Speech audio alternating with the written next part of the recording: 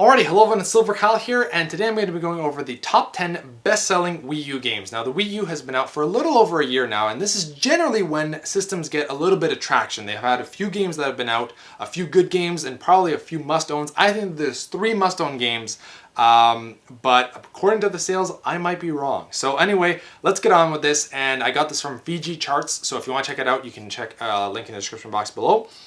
Let's start off with number 10, which is Wii Party U at 340,000 units sold. Now that's not a lot of units sold, but it is the 10th best-selling Wii U game, and it actually beat out Sonic and Sega All-Stars Racing, Call of Duty Black Ops 2, Assassin's Creed 3, Batman Arkham City, the Skylanders games, just every big multi-platform.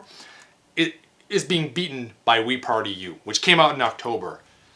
That's interesting, I think. And I will do another video talking about what I think the Wii U should do to try to get more sales. But next year, I think they're going to do a lot better. Anyway, number 9, Monster Hunter Tri with 440,000. Half of that is Japan.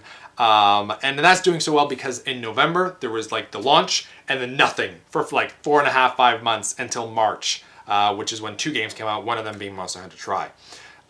Number 8, Legend of Zelda Wind Waker HD Edition, which has 440,000, which I thought was going to do a lot more. Or no, sorry, 550,000.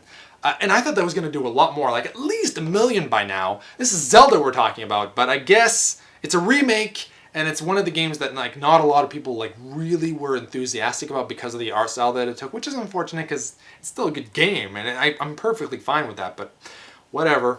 Number 7, Pikmin 3. 560,000. Now this game, I think a lot of people were more excited about. They wanted a third one on the Wii, and Nintendo just took way too long to make it, and then it wasn't even a launch game for the system itself. If Pikmin 3 would have been a launch game, I really do think that the Wii U would have sold that much better at launch over the next few months, and Pikmin 3 would have been up there, being probably, if not the highest selling game. Well, maybe not the highest, but definitely the third instead of number 7. And in the millions of units too, I think.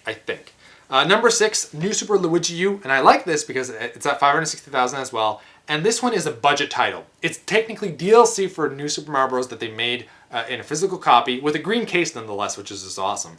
And I really liked it, and I just like that it's a shorter game that's half the price. And I think that if Nintendo focused a little bit more on games that are, you know, with a good property, that are, you know, short and just half the price, people will buy it and pick it up. I like that. Number 5, Zombie U, 570,000 makes sense because it was a launch game and a new IP. Not horrible. Probably they expected a little bit better, but that's all right. Number 4, Lego City Undercover, 570,000 as well. So 500,000 for that in Zombie U and pretty much every other game. That's until number 10. And that, once again, it makes sense because it's one of the other games that came out with Monster Hunter 3 Ultimate in March, so people picked it up. And now we're getting into the top 3. And this is the top 3 games that I would actually say are worth buying for the Wii U. Super Mario 3D World comes in at number 3. I expected this to be number 1. Honestly, I expected this to be doing so well, and it only has 710,000 copies sold. That I don't understand. I thought that this was going to be the system seller. Finally, the Wii U is going to start doing well. I'm wrong. I guess it's because we've had so much Mario. New Super Mario Bros. Wii U, New Super Luigi U, Super Mario 3D World is a little bit too much like 3D Land as opposed to Super Mario Galaxy. I think Super Mario Galaxy 3 or a Super Mario 64 game on the Wii U would have been the best kind of selling Mario, but it's too much Mario. You're oversaturating the market. This is worse than Call of Duty here. Call of Duty's every year, but we're having too much Mario. There are different kinds of Mario, but it's too much in such a short span. And look at that. Mario is the only original property other than Pikmin that they've had in this past year. We've had 3 Mario games, including the Luigi game, as instead of a new Donkey Kong, a new Mario Kart, Super Smash Brothers, a new Zelda. We had a remake of a Zelda. You cannot sell a system that way. Those are things that you can have on the Plus, but you need to have a new unique Metroid, Star Fox. Like, I know that a lot of these games are coming out next year, but too little too late sometimes. And I hope that doesn't happen because I love Nintendo. Don't get me wrong, I love Nintendo. I love their games, so they're not being smart about it.